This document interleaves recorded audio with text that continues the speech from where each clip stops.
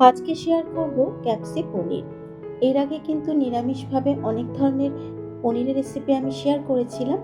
আজকে একটু ক্যাপসিকাম দিয়েই রান্না করব, আর খেতে কিন্তু খুবই টেস্টি হয়। এখানে দেখো নিয়েছি 400 গ্রাম মতো পনির।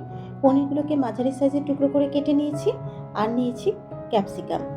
ক্যাপসিকামগুলোকেও মাঝারি সাইজের টুকরো করে ঠিক এইভাবে কেটে নিয়ে ক্যাপসিকামটাকে ধুয়ে রেখেছি। এবারে প্রথমে পনিরটা ভাজার জন্য কড়াইয়ের মধ্যে দিয়ে দিলাম সাদা তেল। আজকে সাদা তেলেই রান্নাটাকে করবো, আর তেলের মধ্যে সামান্য পরিমাণে একটু নুন দিয়ে দিলাম।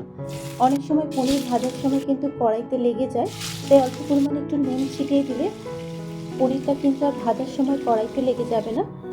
তেলটা ভালো করে গরম করে নেবার পর পনিরগুলোকে তেলের মধ্যে দিয়ে দিয়েছি।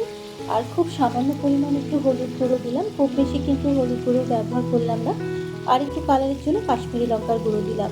এবার পনিরটাকে হালকা করে ভেজে নেব। তবে আমি কিন্তু পনিরটাকে খুব বেশি ভাজি না, কারণ পনির যদি বেশি ভাজা হয় পনির কিন্তু শক্ত হয়ে যায়, খেতে কিন্তু ভালো হয় না। তাই পনিরটাকে মিনিট 2 সময় ধরে ক্রমাগত নেড়ে চেড়ে ভেজে নিয়েছি।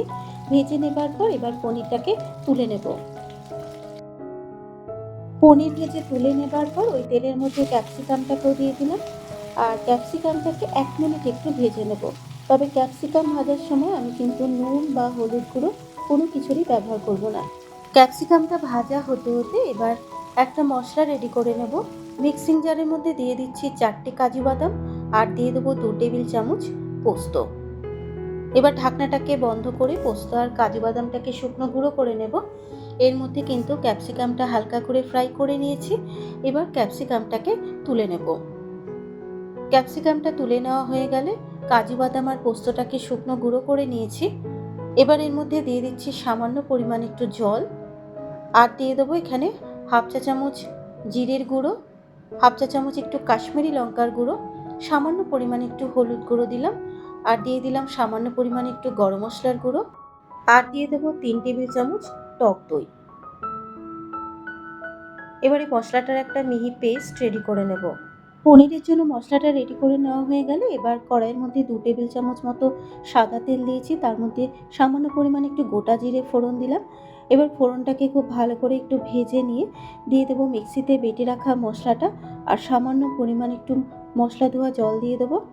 স্বাদ মতো নুন দিয়ে দেবো। টেস্টটা ব্যালেন্স করার জন্য একটু চিনি দিয়ে দিচ্ছি। এবার মশলাটাকে খুব ভালো করে কষিয়ে নেব। আর এই সময় কিন্তু গ্যাসের ফ্লেমটাকে লোতে রেখে মশলাটাকে খুব ভালো করে একটু কষিয়ে নিচ্ছি। মিনিট 2 কষিয়ে নেবার পর এবার ঢাকা দিয়ে মশলাটাকে মিনিট 5 একটু কষিয়ে নেব। 5 মিনিট সময় ধরে মশলাটাকে খুব ভালো করে কষিয়ে নিয়েছি। আর মশলা থেকে কিন্তু তেলও ছেড়ে এসেছে।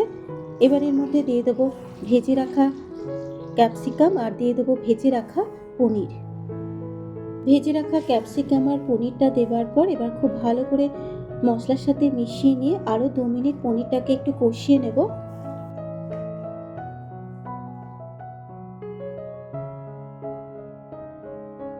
মিনিট 2 কষিয়ে নেওয়া হয়ে গেলে এবার গ্রেভির জন্য খুব সামান্য পরিমাণে একটু জল দিয়ে দেব।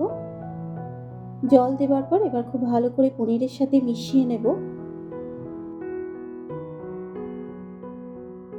জল দিয়ে নাড়াচাড়া করে নেবার পর এবার এর মধ্যে হাফ চা চামচ ড্রাই রোস্ট করা কাসুরি মেথি দিয়ে দিলাম। আর দিয়ে দিলাম কয়েকটা চেরা কাঁচা লঙ্কা।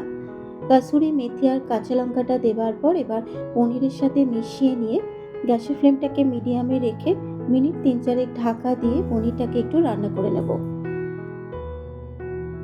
প্রায় 4 মিনিট ঢাকা দিয়ে পনিরটাকে রান্না করে নিয়েছি। আর ক্যাপসি পনির কিন্তু প্রায় তৈরি হয়ে এসেছে। এখানে কিন্তু গ্রেভিটা একটু বেশি রেখেছি, কারণ ঠান্ডা হয়ে গেলে কিন্তু গ্রেভিটা অনেকটাই টেনে নেবে। এবার সবশেষে দিয়ে দিলাম হাফ চা চামচ মতো একটু ঘি। ঘিটা খুব ভালো করে পনিরের সাথে মিশিয়ে নেব। তারপরে গ্যাসের ফ্লেমটাকে বন্ধ করে একটু ঢাকা দিয়ে স্ট্যান্ডিং টাইমে রেখে দিলে তৈরি হয়ে যাবে ক্যাপসি পনির। কেমন লাগলো রেসিপিটা অবশ্যই কিন্তু একটা কমেন্ট করে জানিও। আজকে আমি ফ্রাইড রাইসের সাথে ক্যাপসি পনিরটা পরিবেশন করেছিলাম, আর খেতে কিন্তু খুবই টেস্টি হয়েছিল। তাহলে চলো বন্ধুরা, এখনকার মতো টাটা।